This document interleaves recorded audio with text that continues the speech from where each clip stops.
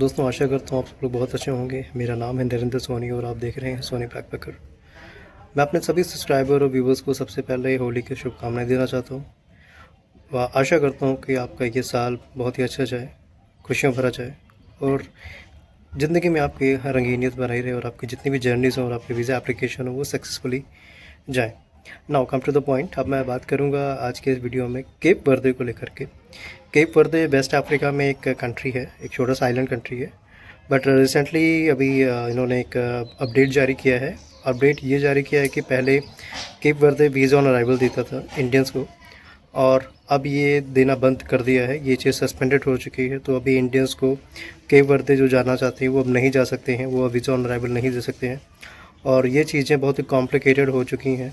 तो आज मैं इसी सारी चीज़ों को थोड़ा डिटेल में बताऊंगा कि ऐसा क्यों हुआ, क्या कारण थे और अब नए नियम क्या हैं जिसके तहत जो लोग जाना चाहते हैं इंडियंस केप वर्दे घूमने के लिए या बिज़नेस पर्पस से वो कैसे जा सकते हैं, क्या नियम है। तो चलिए वीडियो को वन बाय वन अनएक्सप्लोर करते हैं। केप वर्दे एक आर्किपेलागो कंट्री है वेस्ट अफ्रीका में। सेनेगल से बहुत ही प्रॉक्सिमिटी इसकी बहुत नज़दीक है। कैपिटल है इसकी प्राया। जो ऑफिशियल लैंग्वेज यहाँ की पोर्चुगीज़ बोली जाती है। इस कंट्री की जो करेंसी है वो एस्क्वाडो बोलते हैं इसको, जो कि कन्वर्जन के रेट में ऑलमोस्ट 1 रुपये के बराबर ही है। तो अब बात करते हैं कैसा हुआ क्यों। देखिए आज से पहले जितना भी था वो विन 30 डेज़ का आपको वीज़ा मिल जाता था केप वर्दे का, वीज़ा ऑन अराइवल इससे पहले। बट अभी हाल ही में इन्होंने नोटिफिकेशन जारी किया है कि इंडियंस को और साथ ही साथ इंडियंस के अलावा 26 और नेशनलिटी के लोगों को वीज़ा ऑन अराइवल का जो फैसिलिटी था वो चीज़ को सस्पेंड कर दिया गया है। राइट। अब सस्पेंशन का रीज़न क्या है? सस्पेंशन का रीज़न जो बताया जा रहा है अफ्रीकन न्यूज़ एजेंसी के द्वारा कि इनरेगुलेट टूरिज़्म जो होता था उस चीज़ को काउंटर करने के लिए, रिस्ट्रक्चर करने के लिए, चीज़ों को बहुत बेहतरीन तरीके से बनाया जा सके, इस चीज़ को इन्होंने हालांकि टेम्प्रेरी हुआ है। आई विश कि और जहाँ तक मुझे लगता है कि ये इन फ्यूचर में फिर से रिज्यूम करेगा, बिकॉज विदाउट टूरिज़्म ये सर्वाइवल करना बहुत मुश्किल है। हालांकि उन्होंने चाइना के लिए तो कर रखा हुआ है 30 डेज़ का, बट इंडियंस को सस्पेंड कर दिया। तो मुझे नहीं लगता है बहुत ज़्यादा दिन तक रहने वाला है, ये बैक टू नॉर्मल हो जाएगा।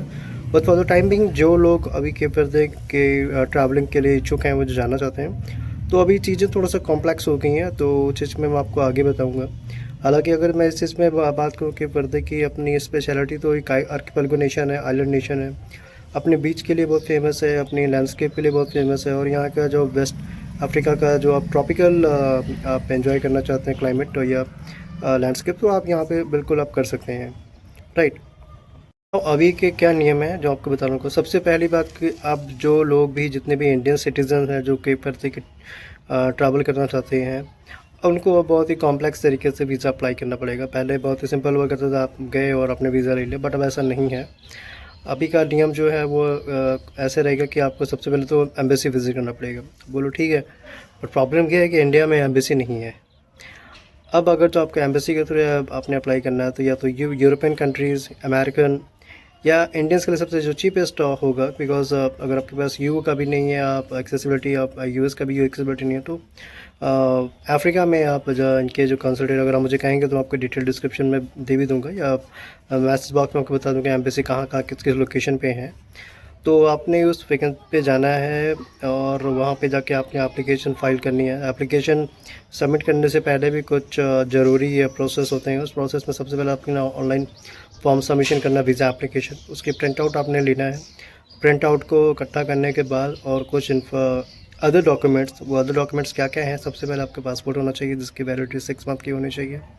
Confirm hotel tickets, confirm itinerary, recent colour photograph with white background के साथ, सफिशिएंट फंड समवेयर अराउंड 2.5 से 3 लाख इनफ, और आपके पास राउंड फ्लाइट टिकट होना चाहिए। ज़रूरी नहीं कि आप इंडिया से गए तो इंडिया में ही वापस आएंगे। आप इंडिया से आप केप वर्दे जा रहे हैं, केप वर्दे के बाद आप नेक्स्ट कंट्री कौन सी जाएंगे, उसका मतलब राउंड टिकट होता है। राउंड टिकट का मतलब ये भी हो सकता है कि आप इंडिया ही वापस आएंगे, बट अगर आप इंडिया के साथ यूरोप जाना चाहते हैं, कि यूरोप जाना चाहते हैं, तो वो अभी आप उसको कंसिडर कर सकते हैं।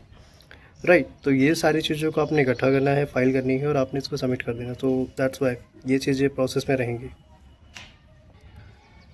सबमिट करने का एक चीज़ का ध्यान रखिए कि सबमिशन एटलीस्ट आप 1 महीने से 1 से 1.5 महीने पहले कीजिए, बिकॉज़ इसमें टाइम टेकिंग प्रोसेस है, तो मे बी रिजेक्शन के चांसेस ना हो या आपका जो जर्नी है वो उसमें कुछ डिले ना हो। तो मेक श्योर करें कि आप 1 महीने पहले एडवांस में इस चीज़ को अप्लाई करें। अप्लाई करने के बाद जब आप अराइवल हों या अराइवल या डिपार्चर से पहले ही आपको एक एयरपोर्ट टैक्स सिक्योरिटी नाम का एक फॉर्मेट होता है जिसमें आपको रजिस्ट्रेशन करना है, और उसकी जो फ़ीस होती है करीब इंडियन पैसों में बात करूँ तो 33 से लेकर 3400 रुपये तक वो आपको फ़ी पे करना है। वो टैक्स पे होता है, केप वर्दे की गवर्नमेंट को देना होता है, तो वो भी मैंडेटरी फॉर्म है। तो ये सारे फॉर्मेट कंप्लीट होने के बाद ही आपको केप वर्दे का वीज़ा इशू होगा, और देन आप you can visit this country. तो ये था लेटेस्ट अपडेट केप वर्दे के साइड से। अपार्ट फ्रॉम दैट, अगर आपका इन बिटवीन कोई भी क्वेश्चंस होता है, लाइक एम्बेसी का लोकेशन जानना है, प्रोसेस क्या है, वीज़ा एप्लीकेशन लिंक, या कुछ और जानकारी जो आपके बर्थडे के बारे में जानना चाहते हैं, तो do let me know. I will be happy enough to answer all your questions, all your queries to be asked.